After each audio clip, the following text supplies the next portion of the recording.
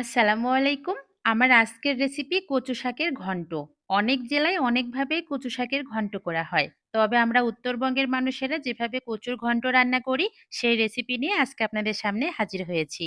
কচু শাকের ঘন্ট তৈরি করার জন্যে আমি এখানে ২ মুঠো কচু শাক ভালো করে কেটে ধুয়ে একটা কড়াইয়ের মধ্যে নিয়েছি। উপর দিয়ে সামান্য একটু লবণ দিয়ে ঢাকনা দিয়ে ঢেকে ১ম এ রান্না করব মিনিট ৫ এক। ৫ মিনিট রান্না করতেই কিন্তু শাকগুলো কিছুটা কমে গিয়েছে। এখন এর মধ্যে দিয়েছি ঝাল অনুযায়ী কাঁচামরিচ ফালি। সবকিছু ভালো করে নেড়েচেড়ে মিশিয়ে নিব। ঢাকনা দিয়ে ঢেকে আমি আরও ৫ থেকে ৭ মিনিটের মতো রান্না করব। শাক সেদ্ধ হতে কিন্তু খুব বেশি সময় লাগে না। শাকগুলো ভালোভাবে সেদ্ধ হয়ে গিয়েছে। এখন যেটা করব, একটা ঘুটনি দিয়ে ভালো করে ঘুটে নিব। এভাবে ডাল ঘুটনি দিয়ে ঘুটে নিলে শাকগুলো কিন্তু খুব সুন্দরভাবে সফট হয়ে আসে। কচু শাক ঘন্ট রান্না কিন্তু আমাদের হয়ে গিয়েছে। এখন আমরা চলে যাব রান্নার ২য় স্টেপে। শাকগুলো আমি একটা পাত্রে ঢেলে নিয়েছি। আর ওই কড়াইটা চুলায় আবার বসিয়ে দিয়েছি। কড়াইয়ের মধ্যে পরিমাণ মতো সয়াবিন তেল দিয়েছি আর ২ টা শুকনা মরিচ, হাফ চামচ দিয়েছি গোটা জিরে। ৩০ সেকেন্ডের মতো শুকনা মরিচ আর গোটা জিরে ভেজে নিব। ১ মুঠো পরিমাণ দিয়েছি রসুন আর সাথে দিচ্ছি ২ টা বড় সাইজের পেঁয়াজ কুচি। পেঁয়াজ আর রসুন কিছুক্ষণ ভেজে নিতে হবে। এরপরে এর মধ্যে দিয়ে দিব আদা আর রসুন বাটা।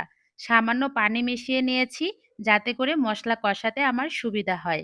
এখন এর মধ্যে দিয়ে দিব পরিমাণ মতো হলুদের গুঁড়া, মরিচের গুঁড়া, ধনিয়া গুঁড়া, জিরে গুঁড়া আর স্বাদ মতো কিছুটা লবণ। মসলাটা ২ থেকে ৩ মিনিটের মতো ভালো করে কষিয়ে নিতে হবে। যখন দেখব মসলা থেকে তেল ছেড়ে দিয়েছে, এই পর্যায়ে দিয়ে দিব মাছের মাথা।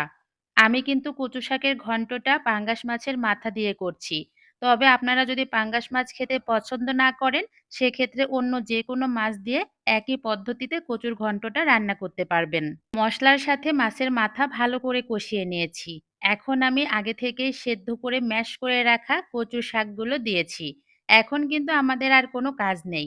চুলার হিটটা মিডিয়ামে করে বেশ কিছুক্ষণ ভালো করে ভেজে নিতে হবে। যতক্ষণ পর্যন্ত এটা একদম আঠালো ভাব চলে আসে। আমি এই পর্যায়ে ৮ থেকে ১০ মিনিটের মতো ভালো করে ভেজে নিয়েছি। যখন দেখেছি আঠালো ভাব চলে আসছে, এই পর্যায়ে নামিয়ে নিয়েছি। আপনারা চাইলে কিন্তু এই পর্যায়ে অল্প একটু লেবুর রস মিশিয়ে দিতে পারেন। সেক্ষেত্রে গলায় ধরার কোনো ভয় থাকবে না। আমি একটু পরিবেশন করে দেখাচ্ছি এটা দেখতে কতটা লোভনীয় লাগছে। গরম, গরম ১ প্লেট ভাত আর সামান্য একটু লেবু চিপড়ায় এই কচু শাকের ঘন্ট দিয়ে খেতে কিন্তু বেশ মজা লাগে। আমার ভীষণ পছন্দের একটা রেসিপি আজকে আপনাদের সাথে শেয়ার করলাম। আশা করছি আপনাদের কাছেও ভালো লাগবে। আজকে তাহলে চলে যাই। সবাই ভালো থাকবেন। আল্লাহ হাফেজ। আসসালামু আলাইকুম।